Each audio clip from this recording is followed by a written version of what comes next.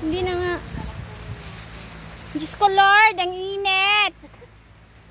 Sabi ko magpayong ka. Sabi ko, tayo magpayong ka.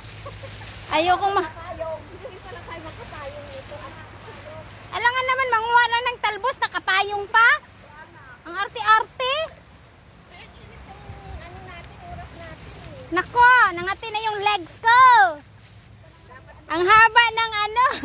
Kasi natin eh, atin minsan na ano. Dapat pala Ate Lisa nakapajama oh. Wala na kaming pangulam, kaya nangunguha na lang kami dito oh. Yung mga babae dun oh. Ang init. Wow! Kaway, Ate Lisa, kaway.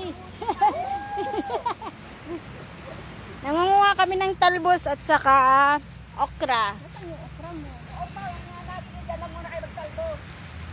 Sobrang init guys. Ano na lang dulo sa